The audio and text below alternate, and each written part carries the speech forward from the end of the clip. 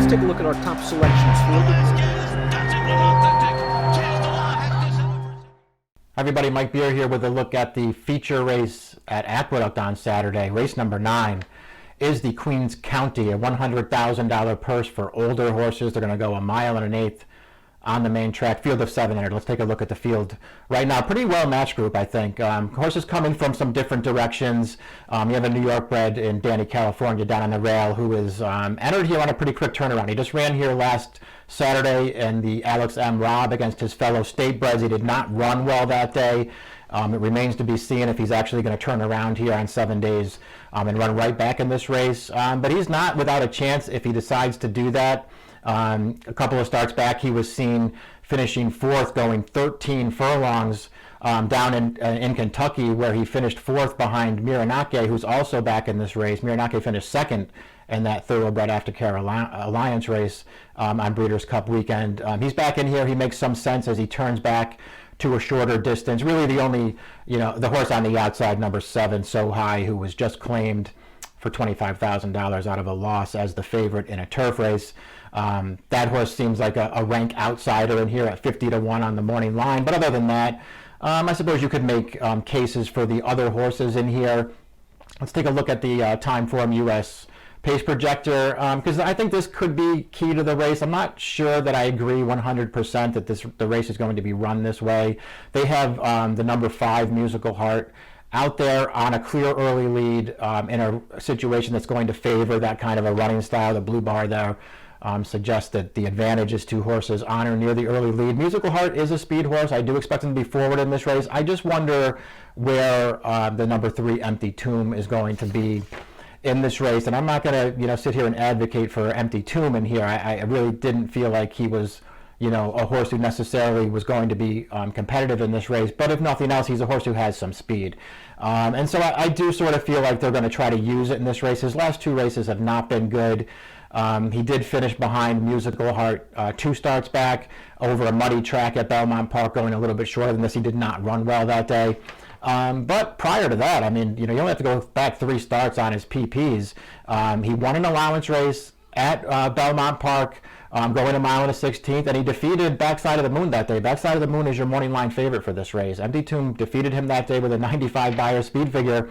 And he's a horse who, when he's good and when he's at his best, he has speed. So I feel like they will try to, go forward with him in this race and be part of the pace. Whether it works out for him or not, that remains to be seen. But I do think he's going to be forward in this race and perhaps make things a little bit tougher up front for Musical Heart. But really, all in all, there's not a ton of pace in this race. So I can certainly see it being an advantage to go forward in this race. Let's sort of separate the contenders into those 2 groups, coming out of 2 different races here. And we'll start with the horses that we sort of touched on earlier that ran in that Thoroughbred Aftercare Alliance race at Keeneland back on November 6th. Miranake finished 2nd. Danny, California finished 4th. Here's the stretch run of the race.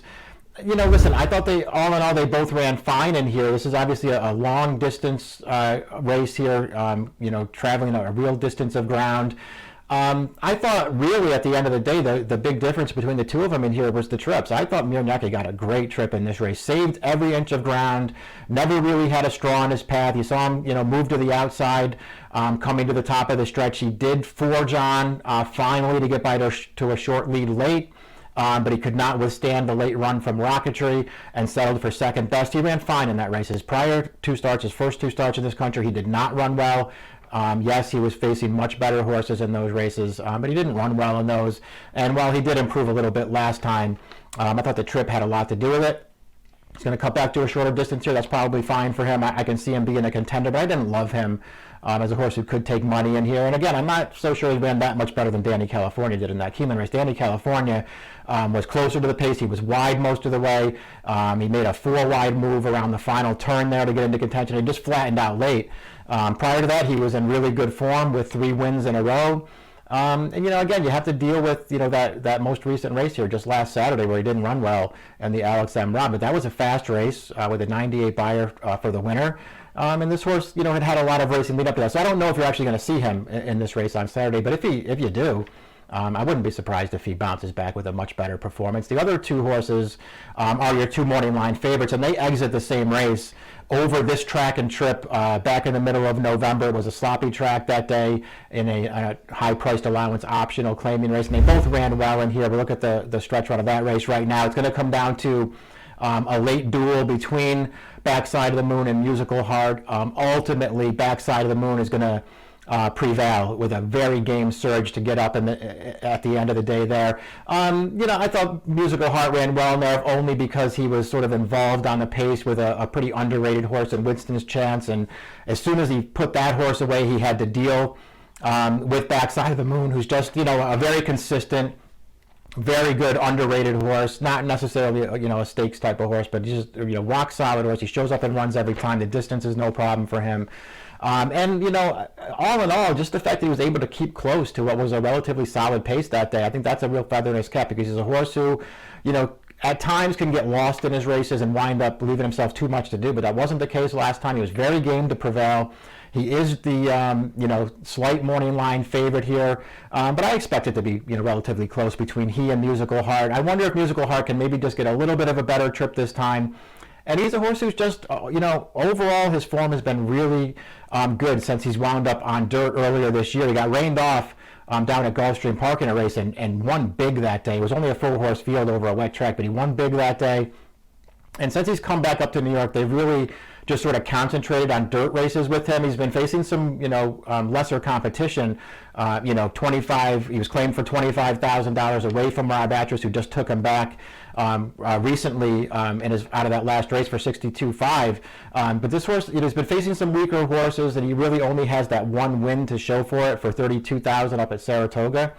But his figures are rock solid. He ran a good second to Performer over another wet track back in October with a 95 buyer speed figure. Came back with that good effort last time.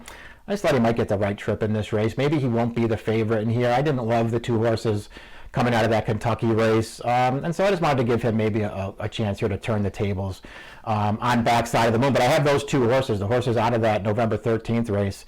I have them 1-2 in here with Musical Heart over Backside of the Moon. So we'll see how that all plays out. It's the Queens County, the feature race at Aqueduct on Saturday, race number 9. Approximate post time, 3:45 Eastern time. Good luck.